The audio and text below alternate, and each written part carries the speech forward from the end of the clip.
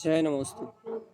तत्तं च नन्द्यानन्दिमौ चेन्नन्दिशः परमितत्पदविन्दिपौ नम्यो सिद्धशुभा गुरुवेशे गोपतिरुई गोपति ज्ञान सहकार तारण तरण समर्थ मुनि गुरु संसार निवास धर्म जुतौ जिन वरहि अर्थति अर्थ जो भय विनाशी भव जो मुना ममल ज्ञान फरलो देव को गुरु को धर्म को साची को बारंबार नमस्कार। श्री तारण तरण शास्त्राचार्य ग्रंथराज जी। देवी देवं नमस्कृतं लोकालोके प्रकाशिकं त्रैलोक्यं भुवनार्थं ज्योति ओंकारं च विन्दिते ॐ श्रियं चिन्ते शुद्ध सद्भावपूर्णितं सम्पूर्णं स्वयं रूपं रूपातीतिविन्दुसंयुक्तं। बोलिए आचार्य प्रवर सदगुरुवर संत तारण तरणमलाचार्य जी महाराज की जय हो जय हो जय। मंत्रोच्चारण। ओम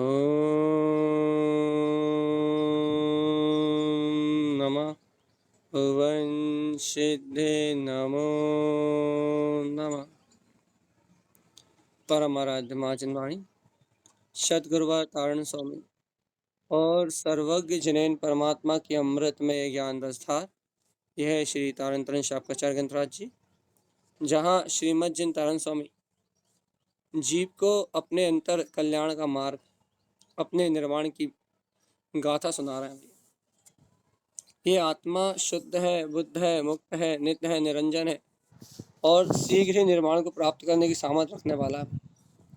इसी अमृत में वाणी को सुनाने वाले आचार्य श्रीमद् जिन तारण स्वामी यह सम्यक्त की महिमा गाते थक नहीं रहे भैया। सम्यक्त की गाथाएं तो अपन ने बहुत सारी यहाँ वांचन में ली हैं, लेकिन अपन दो तीन गाथाओं का रिवीजन करते हुए आगे की ओर बढ़ेंगे भैया। तो अपन पहले ये देख लें कि म्यूट किसका खुला है। महाराज जी आपका म्यूट खुला हुआ है। चलिए आगे अपन वांचन लेते हैं। सम्यक्तम जस चिंतनते, बहुत भैया ये तीनों लोकों में सार है भैया। आप ये बात याद रखना, यदि ये बात आपके जीवन में आ गई तो इस त्रिकाल में इन तीन लोक में आपको कोई पकड़ने वाला नहीं है। अर्थात कोई कर्मोदय आपको पकड़ नहीं सकता, कोई विकार भावधारा आपको पकड़ नहीं सकती, कोई कर्मधारा आपको पकड़ नहीं सकती, कोई भी प्रकार का अज्ञान आपको पकड़ नहीं सकता, यदि ताकत आपके पास है। कौन सी ताकत?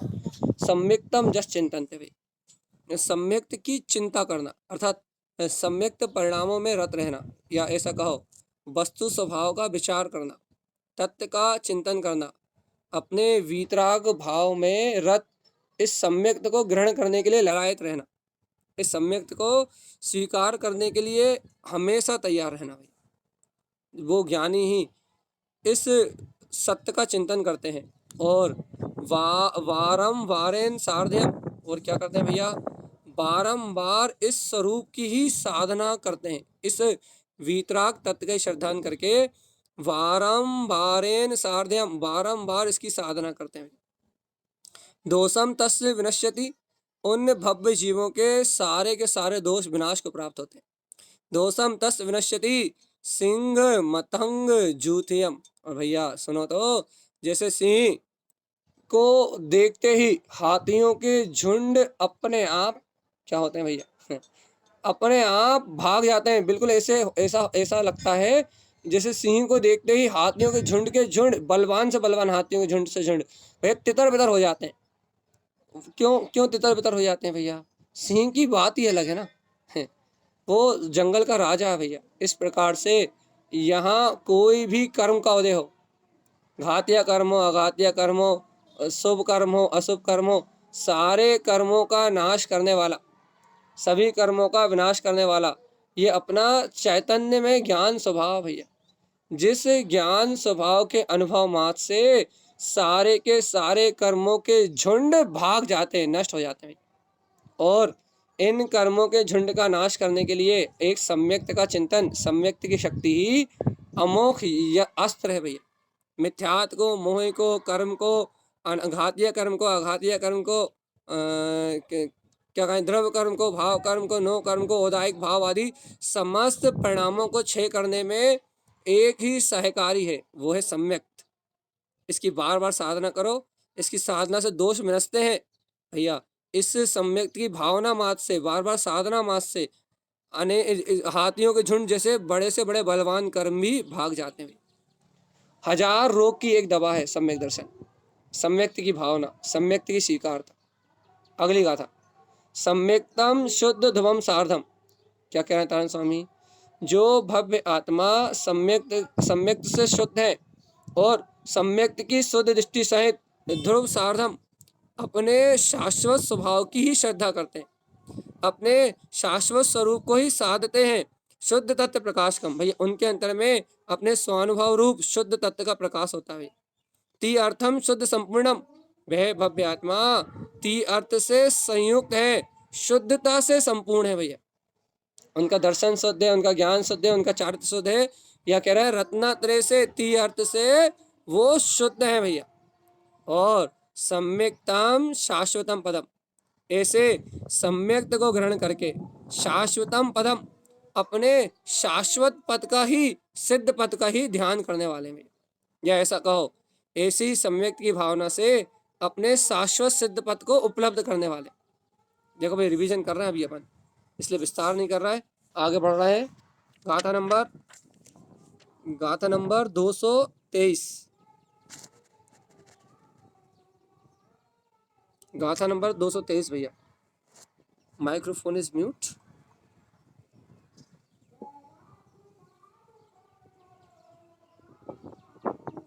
म्यूट हो गया था ऑटोमेटिक। चलिए यहाँ क्या अगली गाथा, जस हृदयम सम्यक तस्य भैया। वास्तव में जिनके हृदय में सम्यक दर्शन है भैया, जल्दी जल्दी रिवीजन कर ले रहा है। जस हृदयम सम्यक तस्य, जिनके हृदय में सम्यक्त का उदय हो गया है, उदयम शाश्वतम स्थिरम। अब देखो तारण स्वामी क्या कह रहा है, जिनके हृदय में शाश्वत सम्यक्त अपनी ध्रुव सत्ता का उदय हो गया है, उदयम शाश्वतम स्थिरम भैया, वे कायम स्थिर हैं, वे अपने ध्रुव स्वभाव में स्थिर हैं भैया। उनको दृढ़ निश्चय हो जाता है, अंतर में छायक भाव की उपलब्धि हो जाती है, दृढ़ श्रद्धान हो जाता है। अर्थात अपन 8 अंगों में स्थितिकरण अंग पढ़ते ना, तो उनकी स्थिरता हो जाती है, उनकी श्रद्धा दृढ़ हो जाती है। क्या श्रद्धा हो जाती है? जस हृदयम सम्यक तस्, जिनके हृदय में सम्यक दर्शन का प्रकाश है, उद्यम शाश्वतम स्थिरम, वो स्थिर हो जाते हैं। काय में भैया? स्थितिकरण अंग में भैया। उनकी श्रद्धा अचल हो जाती है, उनका श्रद्धान अभेद हो जाता है भैया। कैसा श्रद्धान हो जाता है कि मैं ही शुद्ध बुद्ध ज्ञान मात्र ज्ञायक स्वभावी भगवान आत्मा हूँ, ऐसा अचल श्रद्धान हो जाता है। अब इस गाथा को समझो भगवान आत्मा। यहाँ तारण स्वामी क्या कहना चाह रहा है? जस हृदयम सम्यक तस्य भैया, वास्तव में जिनके हृदय में सम्यक्त का प्रकाश होता है, सम्यक्त की चैतन्य में छटा, सम्यक्त की ज्ञान में छटा, जिनके अंतर से प्रकट होती है भैया, सम्यक्त का प्रकाश जिनके हृदय में जगमगाता है, उनका क्या होता है भैया? जस हृदयम सम्यक्तस्य, जिनके हृदय में वास्तव में सम्यक्त है, उनकी अभूतपूर्व दशा, उनकी अंतरी परिणति क्या कह रही है भैया? उन भवजीवों की अंतर परिणति क्या कह रही है? उदयम शाश्वतम स्थिरम, उनकी अंतर परिणति कह रही है कि उनके अंदर में उदय हुआ है काय का? शाश्वतम, अपने शाश्वत स्वरूप का, कि मैं ही शुद्ध हूँ, मैं ही बुद्ध हूँ, मैं ही नित्य हूँ, मैं ही निरंजन हूँ, मैं ही ज्ञान हूँ, मैं ही गायक हूँ, मैं ही वीतराग हूँ, सर्वज्ञ पंच परमेष्टि परमात्मा समान मेरा ही शुद्ध बुद्ध वीतराग भाव है भैया। ऐसा स्थिरम, ऐसा दृढ़ स्थिरता रूप श्रद्धान है भैया। स्थिरता मतलब स्थितिकरण, मतलब जिनकी श्रद्धा निर्दोष है भैया। अभी चारित्र निर्दोष है की बात नहीं कर रहे, उनका व्यवहार का आचरण कैसा हो रहा है, वो अणुव्रती है, महाव्रती है, आवृत्ति है। आवृत्ति की चर्चा चल रही है यहाँ, यहाँ अणुव्रती और महाव्रती की चर्चा नहीं चल रही भैया। यहाँ क्या कह रहा है, उनका चारित्र है कि नहीं, ये चर्चा नहीं चल रही। यहाँ बात ये चल रही है कि उनकी श्रद्धा कैसी है कि मेरे अंतर में मेरा ही अविनाशी शाश्वत पद है, ऐसी अचल श्रद्धा है उनके अंदर, अचल श्रद्धा। और भगवान आत्मा ऐसी अचल श्रद्धा होने के कारण से उनके अंदर कोई वेर नहीं है, कोई विरोध नहीं है, कोई अज्ञान नहीं है, कोई मोह नहीं है, कोई कर्तव्य का भाव नहीं है। एक ही सत्ता है, शुद्ध बुद्ध मुक्त, शुद्ध बुद्ध मुक्त, अपना ज्ञान मात्र ज्ञायक स्वभाव है। देखो भैया, जस हृदय सम्यक तस, बार बार भावना करो भगवान जी, जिनके हृदय में सम्यक है उद्यम शाश्वतम, उनके उदय में अपने शाश्वत शुद्धात्म तत्व का अनुभव उत्पन्न हो गया। उन्होंने अपनी अनुभूति से अपने शाश्वत पद को जान लिया है।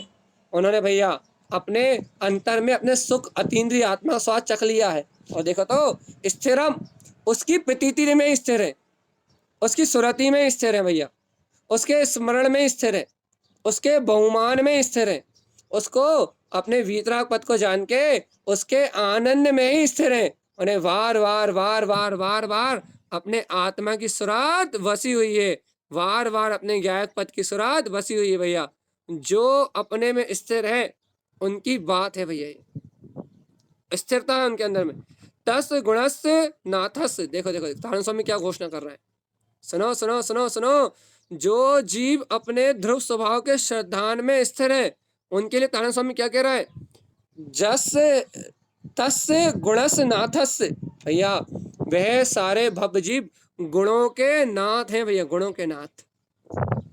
अरे सिद्ध भगवान जैसा बेवा बता रहे हैं बिल्कुल, कि जिनके हृदय में स्थिरता है कि मैं शुद्ध हूँ, बुद्ध हूँ, निरंजन हूँ, वस्तु स्वभाव को ही जो स्वीकार करते हैं, जो अपने श्रद्धान को मलिन नहीं होने देते, जिनकी श्रद्धा भैया विचलित नहीं होती, जिनका श्रद्धान व्यवहार में सच्चे देवगुरु धर्म का और निश्चय में अपने वीतराग स्वभाव का है, वस्तु स्वरूप को जो जानते हैं और वस्तु स्वरूप की स्वीकारता को जिन्होंने अंतर दृढ़ता से कर लिया भैया, जिन्होंने इतना गहरा वस्तु स्वरूप स्वीकार कर लिया है, इतना गहरा वस्तु स्वरूप स्वीकार कर लिया है कि जिस वस्तु स्वरूप के स्वीकार होने के कारण जिन्हें कोई शल्य नहीं है, कोई शंका नहीं है, कोई भय नहीं है, उन भव जीवों की बात क्या, तस गुणस नाथस, वो गुणों के नाथ हैं, तीन लोक के नाथ हैं भैया।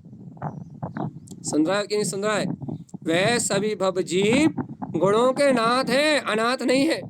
और ऐसे जो गुणों के नाथ हैं, गुणों के स्वामी हैं, तीन लोक में तीन काल में गुणों के ज्ञाता है भैया, जिनके अंतर में गुण के अलावा और कुछ है ही नहीं, जिनके अंतर में अनंत अनंत गुणों के अलावा, अनंत अनंत गुणों के प्रकाश के अलावा कुछ भी नहीं है भैया।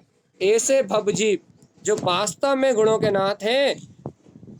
देखो गुरु महाराज क्या कह रहा है, अशक्य गुण अनंतनम भैया, उनके जो गुण है ना भैया वो अतिशयकारी गुण है भैया। अशक्य का मतलब क्या हुआ भैया, उनके जो गुण है वो किसी के तुलना नहीं कर सकते उन गुणों की भैया, अशक्य अर्थात अतिशय से युक्त। देखो जिनके गुणों की गुणानुबली को कहा ना जा सके भैया, जिनके गुणों का बखान ना किया जा सके, जिनके गुणों में अर्थात जिनके गुणों में कोई तुलनात्मक वर्णन नहीं किया जा सकता भैया। एक संसारी जीव का और एक सम्यक दृष्टि जीव की तुलना नहीं की जा सकती, तुलना नहीं की जा सकती। मतलब भैया यदि कोई संसारी जीव चांडाल कुल में पैदा हुआ है, राक्षस कुल में पैदा हुआ है, यदि कोई दरिद्र के घर में पैदा हुआ है, और यदि कोई सम्यक से हीन व्यक्ति राजवंश में पैदा हुआ है, क्षत्रिय कुल मतलब व्यवहार से रजवाड़ों का पैदा हुआ है भैया, लेकिन यदि वो जो नीच कुल में, जो लौकिक में जैसे नीच कुल कहते हैं भैया, नीच कुल में उत्पन्न होने वाला यदि कोई जीव सम्यक दर्शन को प्राप्त कर ले, और कोई अकुलीन मतलब कोई ऊंचे कुल वाला भैया सम्यक दर्शन से हीन हो, तो भगवान जी वो जो राजपुत्र है ना भैया, उसे अच्छे से बोलना भी आता है, राज शासन चलाना भी आता है, पढ़ना लिखना भी आता है, पूरी प्रजा का पालन करना भी आता है। उसके पास अनेक विद्याएं हैं, अनेक कलाएं हैं, अनेक प्रकार की बाहरी विभूतियां हैं भैया। और ये जो क्या बोलते हैं,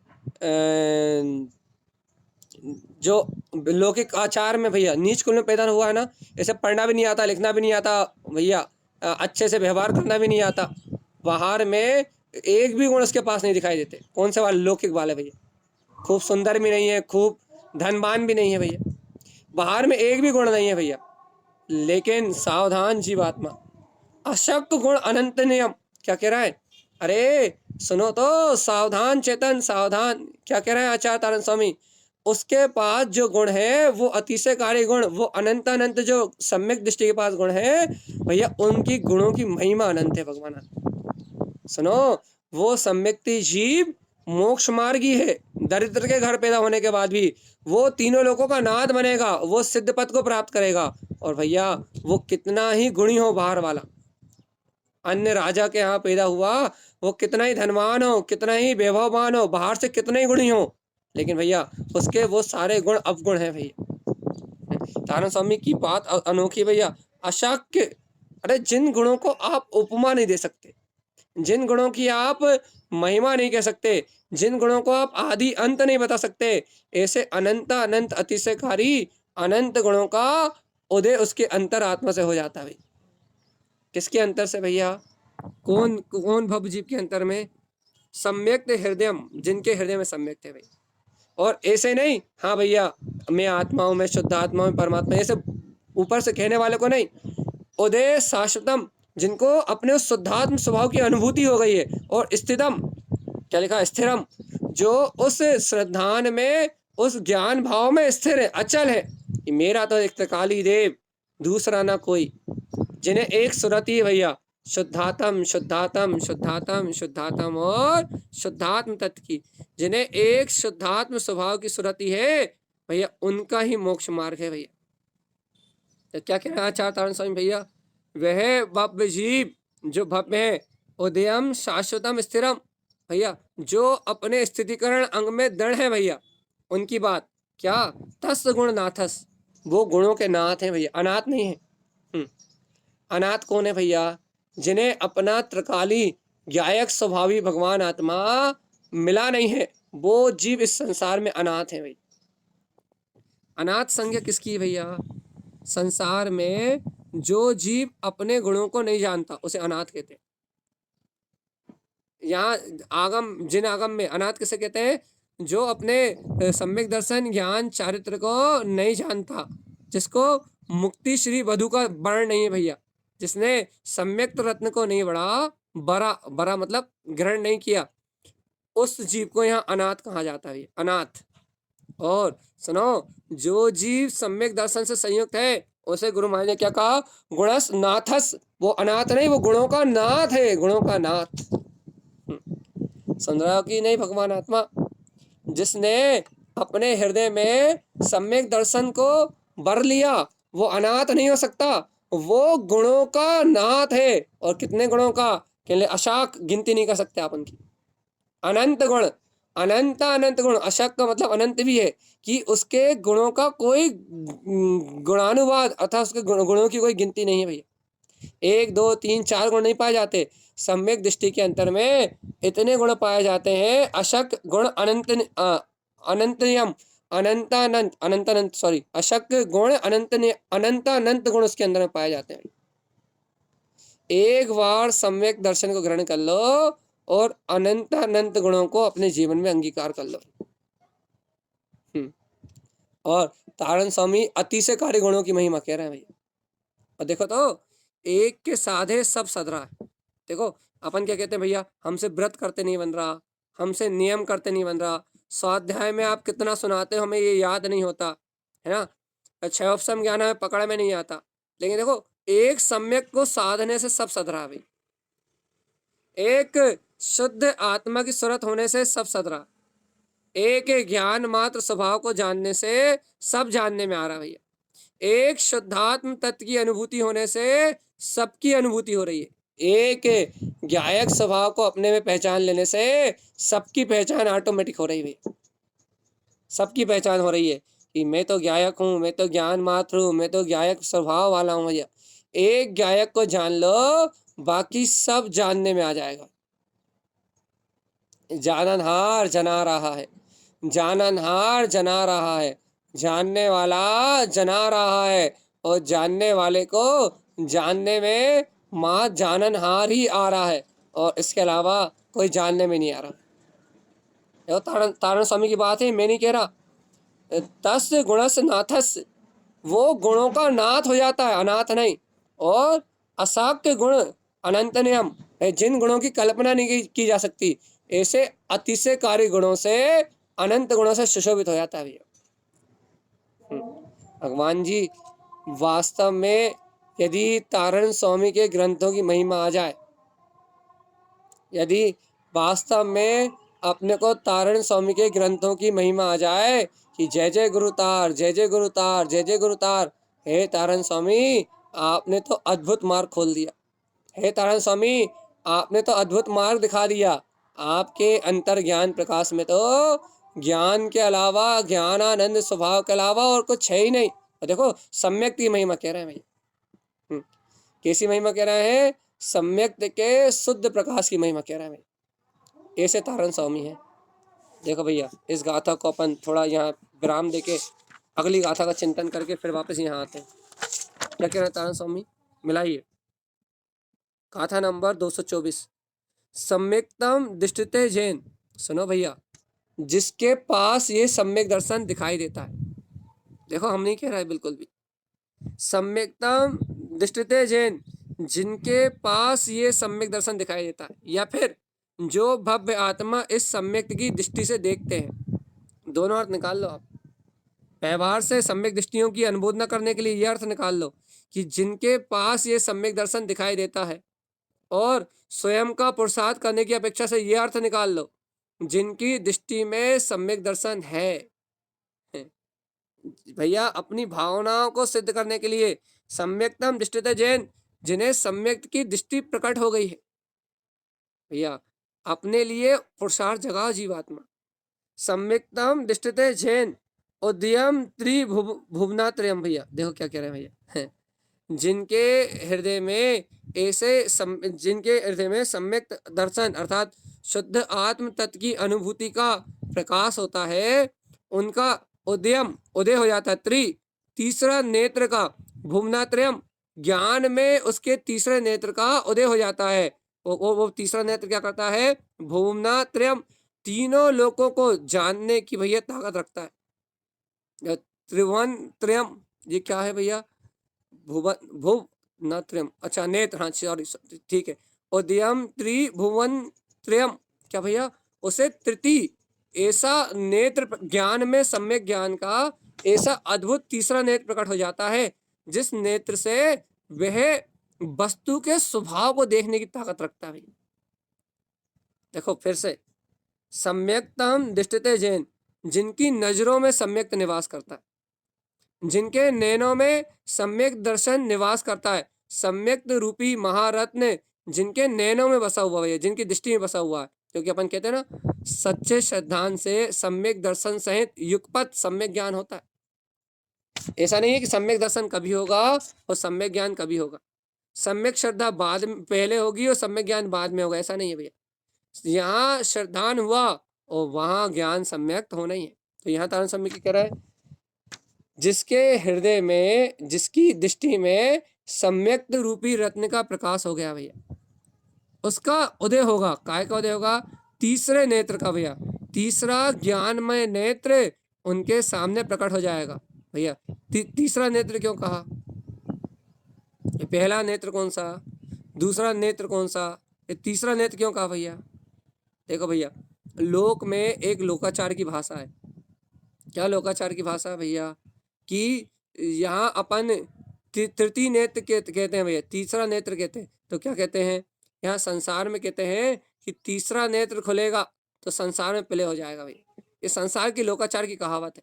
लेकिन यहाँ तीसरा ज्ञान अर्थात तीसरा ज्ञान में नेत्र भैया, अब पहला, दूसरा, तीसरा, अब ये गुरु महाराज तृतीय क्यों कहा, ये इसका अर्थ क्या है? तीन लोक को देखने वाला, तीन भुवन को देखने वाला, लोकालोक त्रिलोकम च, ये भाव तो नीचे आ गया। इसे तृतीय नेत्र क्यों कहा? हाँ, महाराज जी ने बताया होगा, बताओ आप।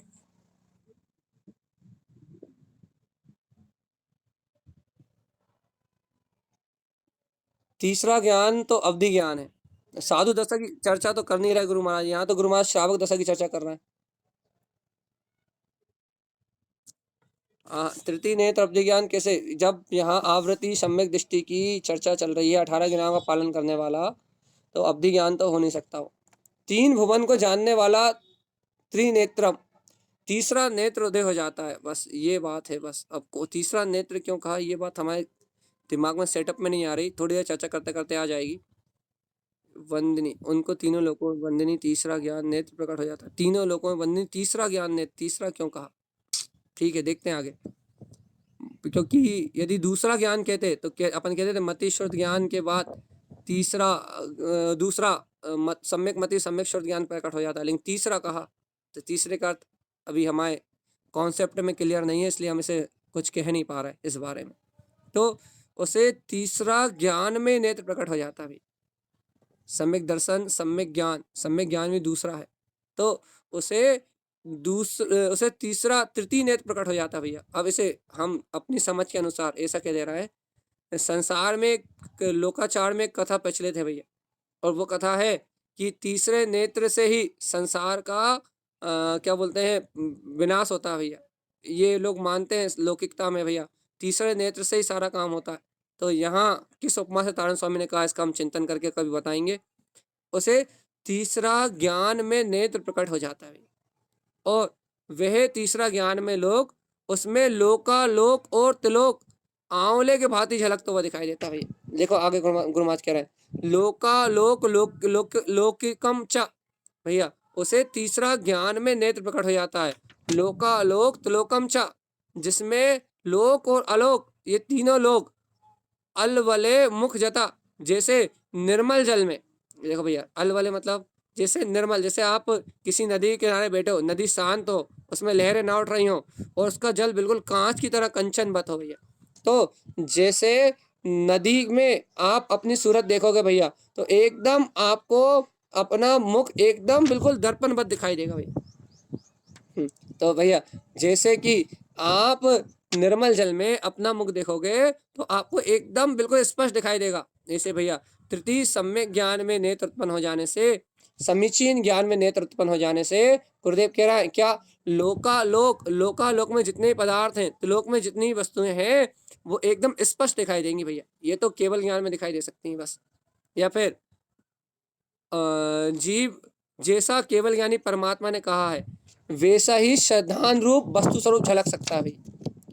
तो यहाँ तारण स्वामी क्या कह रहे हैं, वह अपने को अंतर में अभी अनुभव से ग्रहण करना पड़ेगा भैया। आवृत दशा में केवल ज्ञान तो नहीं होता, लेकिन आवृत सम्यक दृष्टि को केवल ज्ञानी परमात्मा ने जैसा लोकालोक का स्वभाव कहा भैया, वैसा स्वीकार तो होता है। यहाँ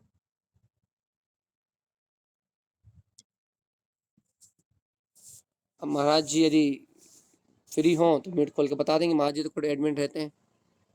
तो यदि यहाँ जो भी विषय लिया तारण स्वामी ने, इसे अपन देखेंगे, उसके बाद पता लगा पाएंगे। लेकिन अपने लिए ये बात है कि अज्ञान नेत्र का त्याग करके भैया, बस मिथ्यात और अज्ञान के, अब देखो हम अपने मन से काल्पनिक घटना सुना दे रहे हैं। पहला मिथ्यात का नेत्र और दूसरा अज्ञान का नेत्र, इन दो नेत्रों का त्याग करके तीसरा सम्यक ज्ञान का नेत्र प्रकट हो जाता है। आपका विकल्प मिटाने के लिए इसे हमने अपने मन से, कल्पना से, चिंतन से आपको सुना दिया। क्या कि उसे अज्ञान और मिथ्यात के नेत्र उसके नष्ट हो जाते हैं भाई। संसारी जीव मन और इंद्रियों से देखते हैं, तो उसके मन और इंद्रिय वाले नेत्र बुला जाते हैं भैया। चक्षु दर्शन और अचक्षु दर्शन, मन और इंद्रियों से जो दिखाई देता है, वो उन नेत्रों से नहीं देखता भाई। तो फिर वो कौन से नेत्रों से देखता है? वो अज्ञान और मिथ्यात के दो नैनों से नहीं देखता भैया, वो ये संसार की दो नेत्र, हाँ हाँ, देखो देखो ये आ गया संयत। वो संसार की दो आंखों से नहीं देखता भैया। अब आ गया तृतीय नेत्र कौन सा, ठीक है। हम आ गए हैं वापस अपने में, चेत गए हैं, जाग गए हैं, हमारी बुद्धि थोड़ी सी खुल गई है। संसारी जीवों के दो नेत्र होते हैं भैया, ये जो अपने को दिखाई दे रहा है आंखों वाले। लेकिन जो मोक्ष मार्गी होता है वो ये दो आंखों के बटन से नहीं देखता भैया। हमने कहा था चर्चा करते करते तारण स्वामी की बात थोड़ी गूढ़ होती है, और चर्चा करते करते अपने आप के अनुभव से यदि चाहो कि गुरु महाराज अर्थ बता दो, तो तारण स्वामी खुद धीरे से कान में आके बोल जाते हैं। आप कोई कहेगा भैया कि तारण स्वामी आपके पास सड़बाग सिद्धि सुधार के कान में आके बोल जाते हैं, ये तो भैया आप झूठ बोल रहे हो। अरे भैया श्रद्धा की भाषा है, उनके प्रति समर्पण है, तो धीरे से गुनगुना जाती है बात अंदर में। अब उन्होंने गुनगुना दिया, उन्होंने समझा दिया कि बेटा संसारी जीवों के दो आंखें होती हैं, लेकिन ज्ञानी की दो नहीं होत। कितनी होत ज्ञानी की? कहले ज्ञानी की तो दो होत नहीं है। तो कहले ज्ञानी अंधा होता है क्या? कहले नहीं, संसार में तो दो आंखें दिखाई देती है, लेकिन वो उन दो आंखों का उपयोग नहीं करता। तो भैया ज्ञानी कौन सी आंख का उपयोग करता है? कहले वो दो आंखों का विश्वास छोड़ के, जो इंद्रियों से दिख रहा है, चक्षु आंखों से दिखाई दे रहा है, वो उन आंखों का विश्वास छोड़ के वो अपने ज्ञान में नेत्रों पर विश्वास करता है। इसे कैसे? तिथि नेत्र, जो आवृत्ति सम्यक दृष्टि को उत्पन्न हो सकता है। उदयम त्रिभुवनात्रयम, इस भुवन में तीसरा नेत्र उसका उदय हो जाता है भैया। और उस तीसरे नेत्र में क्या दिखाई देता है? लोकालोक त्रिलोकम च, जैसा लोकालोक को आचार नहीं, जैसा लोकालोक को केवल ज्ञानी परमात्मा ने अपने केवल ज्ञान में देखा है, जैसा आचार्यों ने शास्त्रों में निरूपित किया भैया, वैसा ही उसे लोकालोक का स्वभाव सहज कैसा दिखाई देता है? जैसे निर्मल जल में, जैसे दर्पण में मुख दिखाई देता है भैया, वैसे ही उसके ज्ञान में, ये आनंद ज्ञान में निर्मल बीतराग स्वभाव दिखाई देता है।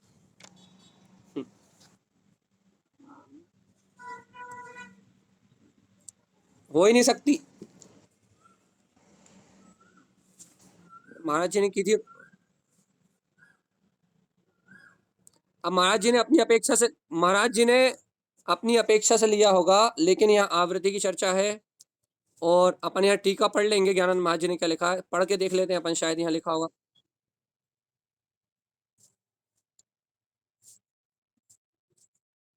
ठीक है।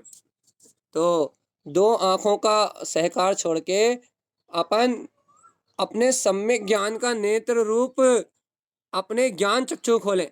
क्योंकि केवल ज्ञान पंचम ज्ञान है, उसे कहीं भी आगम में तीसरा ज्ञान नहीं कहा गया।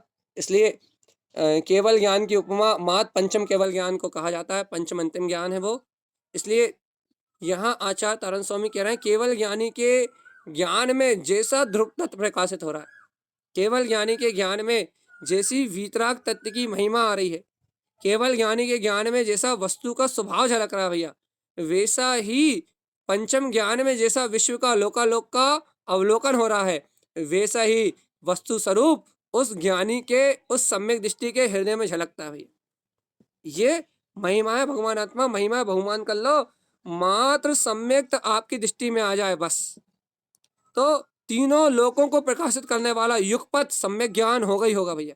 आंखों के, आंखों से दिखने वाली वस्तुओं का विश्वास उड़ जाएगा, ज्ञान से दिखने वाली वस्तु वस्तु स्वरूप दिखाई देने लगेगा भैया। आंखों का विश्वास उड़ जाएगा।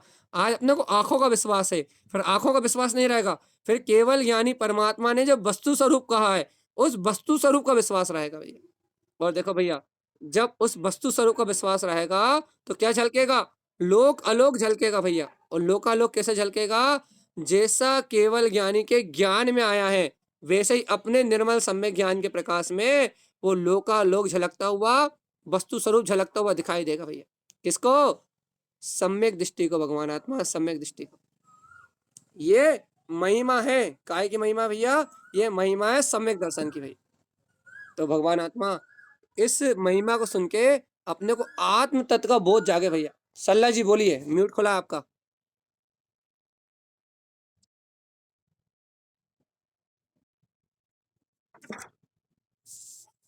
तो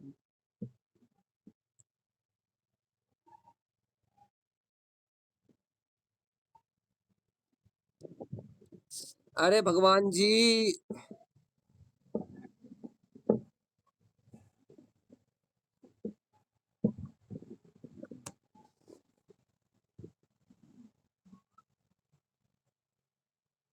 बस आप म्यूट कर लो, म्यूट कर लो, म्यूट कर लो, म्यूट। हम आपको समझा दे रहे हैं, अभी हमने समझाया, आपने ध्यान से नहीं सुना। यहाँ पांचवें गुण स्थान की नहीं, यहाँ चौथे गुण स्थान की चर्चा है। यहाँ तीसरे नेत्र का आपने सही बोला, हमने भी यही बोला है, आप फिर से सुनो। आंखों से रहित, तो आंखों से रहित जो अतीन्द्रिय ज्ञान है उसे कहते हैं सम्यक ज्ञान। और सम्यक ज्ञान का यहाँ साधारण स्वामी तीसरा नेत्र बोला है। चौथे गुण स्थान वर्ती की चर्चा है। चौथा गुण स्थान वर्ती, जैसा केवल ज्ञानी परमात्मा ने वस्तु स्वरूप कहा है, जैसा उनके केवल ज्ञान में झलका है, वैसा ही श्रद्धान आवृत्ति सम्यक दृष्टि का भी होता है। इसलिए ये चर्चा आवृत्ति सम्यक दृष्टि की है। आवृत्ति सम्यक दृष्टि भी वैसा ही देखता है, वैसा ही जानता है, वैसा ही स्वीकार करता है, वैसा ही अनुभव करता है जैसा साक्षात केवल ज्ञानी परमात्मा कर रहा है। भैया कैसे कर सकता है जैसा केवल ज्ञानी परमात्मा कर रहा है? भैया वस्तु स्वरूप का अनुभव जो भी करेगा, वस्तु स्वरूप को जो भी सत्यरूप जानेगा, वस्तु स्वरूप को जो भी सत्यरूप मानेगा, तो वो वैसा ही मानेगा जैसा केवल ज्ञानी परमात्मा के ज्ञान में आ रहा है, वो वैसे ही अनुभव करेगा जैसा केवल ज्ञानी भगवान अनुभव कर रहा है। लेकिन अंतर कितना होगा कि केवल ज्ञानी परमात्मा वस्तु स्वरूप का केवल ज्ञान में प्रत्यक्ष अनुभव कर रहे हैं, और ये मति शुद्ध ज्ञान का धारी उस पदार्थों को चिंतन के द्वारा परोक्ष अनुभव कर रहा है। लेकिन अनुभव दोनों का एक जैसा, मान्यता दोनों की एक जैसी, क्योंकि सम्यक दृष्टि है ना, सर्वज्ञ की मान्यता में और इसकी मान्यता में कोई अंतर नहीं आएगा निश्चय से।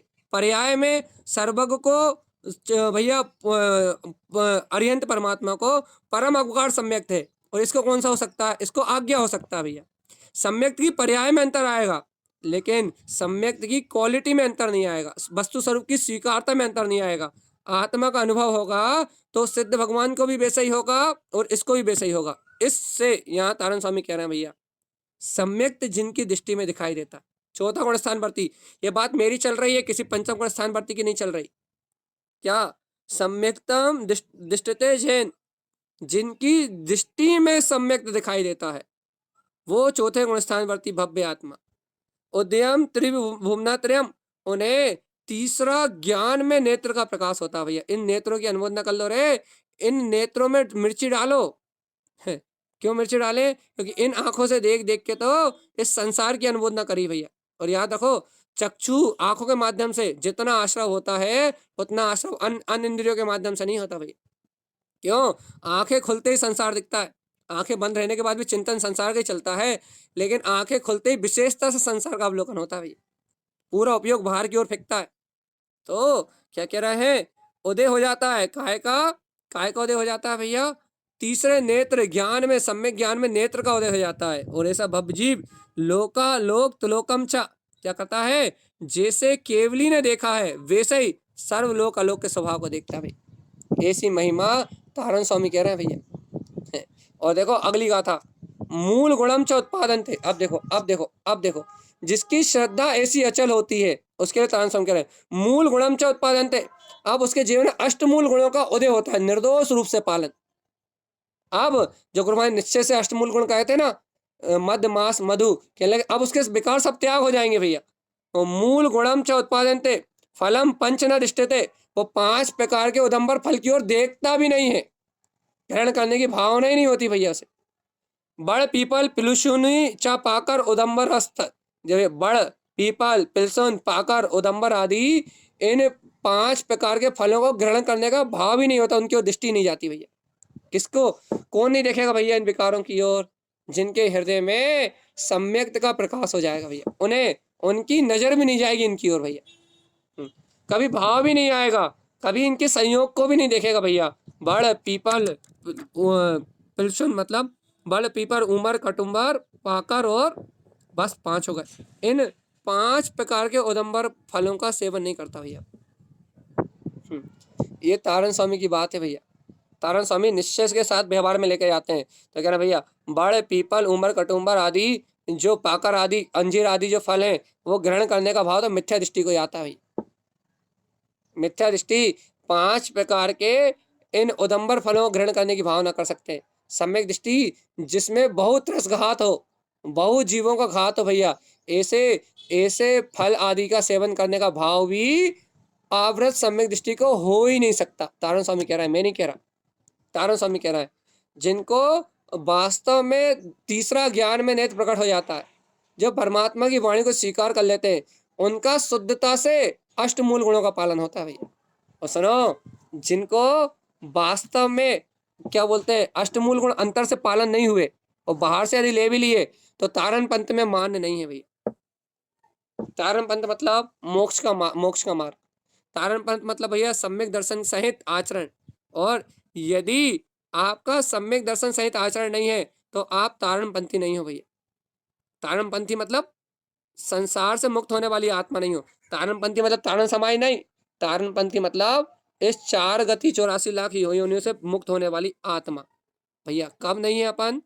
जब अपन इन फलों को और देख भी रहे हो तो भैया, देखना मतलब इन्हें ग्रहण करने का भाव भी यदि अंतर में आ रहा है तो आपके अंदर सम्यक नहीं है भैया। देखो आगे तारण स्वामी कह रहे हैं, फलानी पंच तिक्तंती।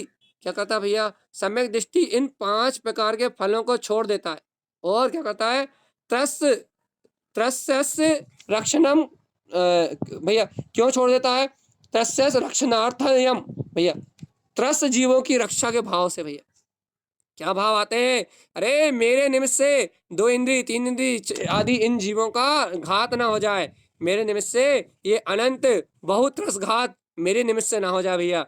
मेरे निमित्त से इन जीवों को वेदना ना हो, ऐसी भावना करके भैया वो क्या करता है? इन त्रस्त जीवों की रक्षा करने के लिए इन सब पिकारी फलों का, इन सब क्या बोलते हैं अज्ञान आदि भावों का भैया, इन्हें ग्रहण करने का, जीवों की हिंसा जिन पदार्थों में हो उन्हें ग्रहण करने का अज्ञान मिथ्यात्व भाव का ही त्याग कर देता है भैया। क्यों क्यों त्याग कर देता है? त्रस काय के जीवों की रक्षा की भावना आती है उसके अंतर में। इसलिए वो चाहे मर रहा हो लेकिन वो बड़ पीपल उमर कटुमर और पाकर चाहे मृत्यु घट पे खड़ी हो भैया, लेकिन वो इन फलों का सेवन नहीं करने वाला भैया। और हाँ आ रहा है, वो इन फलों का सेवन नहीं करने वाला। और देखो तो फलानी पंच तिक्तंती, इन फलों का त्याग कर देगा। त्रस रक्षणार्थयम, त्रस काय के जीवों की रक्षा करने के प्रयोजन से वो इन सब का त्याग कर देगा। अतिचार उत्पादन थे भैया। अब देखो तान स्वामी क्या कह रहे हैं, जिन फलों के सेवन में अतिचार पैदा होते हैं, जैसे कि आपके भाई जामुन खाने में क्या दोष है, बेर खाने में क्या दोष है भैया, जैसे बड़े फल खाने में क्या दोष है भैया, वो छोटे करौंदे खाने में क्या दोष है। अब भैया हम आपसे भैंस किसी से हम ये नहीं कह रहे कि आप मत खाओ, हम तो बता रहे हैं कि यहाँ जो लिखा है। यहाँ क्या कह रहा है? अतिचार उत्पादन थे, जिन फलों को खाने में अतिचार उत्पन्न होने की शंका भी आती है, यदि हम इन्हें खाएंगे तो जीवों के घात का निमित्त बन सकता है भैया। यदि शंका भी हो कि इसमें जीव हो सकते हैं, जहाँ अतिचार लगने का भाव भी दिखाई दे, जहाँ अतिचार लगने की भावना भी हो, अतिचार उत्पादन थे, जहाँ अतिचार होने का भाव भी प्रकट हो भैया, तस् दोष निरोधरम। ये जीव भव जीव क्या करता है? उन सभी दोषों को अर्थात उन सभी फलों को, उन सभी फलों को ग्रहण करने का त्याग कर देता है। अपन क्या करते हैं? भैया जी से पूछ लें, दीदी जी से पूछ लें, भैया भैया खा सका तो खा ले भैया। कोई कह दे कि दोष नहीं लगता तो हम फटाफट खा जाए। अपन 5 इंद्रिय के विषयों के लिए ललाए थे और यहाँ आचार्य क्या कह रहे हैं भैया, उसे तो पता भी लग जाए कि इसमें दोष लग सकता है तो क्या करेगा वो भैया? तुरंत इनको अतिचार युक्त मान के इनका तुरंत त्याग करता है भैया। तस् दोष निरोधनम, वो उन दोषों का निरोध करता है, उन फलों का सेवन भी नहीं करता, उन वस्तुओं का सेवन भी नहीं करता जहाँ त्रस 2 इंद्रिय 3 इंद्रिय आदि जीवों के घात का निमित्त बने, प्रसंग बने।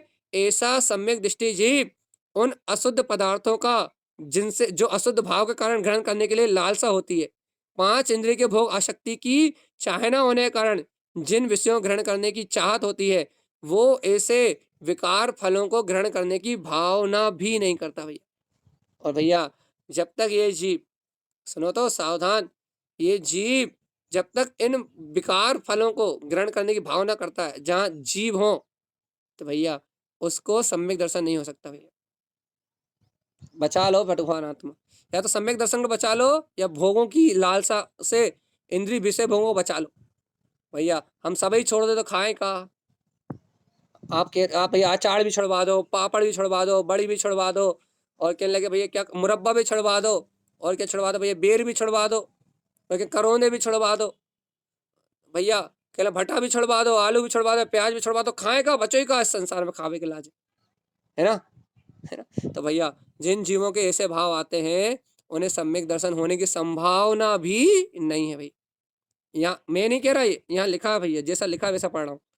फलानी पंच तिक्तंती, वो 5 प्रकार के फलों का त्याग करता है। त्रसस रक्षणार्थयम, त्रस्त काय के जीवों की रक्षा के अभिप्राय से भैया इन्हें ग्रहण करने की भावना नहीं करता। अतिचार उत्पादनते, जहां भी इनका अतिचार लगने की संभावना हो, तस् दोष निरोधनम, वो उस दोष का निरोध करता भैया। अपने जीवन में हिंसा का पाप लेना नहीं चाहता, और जो ऐसी भावना करता है वो भाव से पार हो जाता है। तारण स्वामी कह रहे हैं, तारण स्वामी ये एक लोते संत हैं जो सम्यक की बात को सभी संतों ने कहा, लेकिन अभी वर्तमान काल में जिनके शासन में हमें अंतिम भावलिंगी मुनिराज अर्थात जिनकी विशेष प्रभाव न हुई, इसके बीच में और हुए हों तो उनका विवरण नहीं है। लेकिन अभी 550-600 वर्ष पूर्व पहले जो अवधि ज्ञानी तो एक ही होना ना 1000 साल में, तो उनमें भावलिंगी क्रांतिकारी पहले अवधि ज्ञानी महामुनिराज तारण तरन स्वामी, उनकी देवुक ध्वनि है ये, उनकी देशना है भैया, है तो सर्वज्ञ की, लेकिन कहीं उनने और क्या कहा है कि अतिचार भी जहां दिखाई दे वो उनका त्याग कर देता भैया। ऐसे सम्यक की भावना है उसके पास। भगवान आत्मा, बात तो बहुत गहरी गहरी भैया, और इस बात को करने के लिए हम आपके बीच उपस्थित होंगे कल, क्योंकि नीचे बच्चे इंतजार कर रहे हैं, इसलिए हम जा रहे हैं अपनी क्लासों की ओर। आप लोग भैया सम्यक की इन गाथाओं का आनंद लें। कल आपके साथ फिर इन्हीं गाथाओं के चिंतन के साथ, इन्हीं गाथाओं की महिमा के साथ कल आपके साथ फिर जुड़ेंगे। बोलिए आचार्य प्रभु सदगुरुवर संत तारण तरमलाचार्य जी महाराज की जय।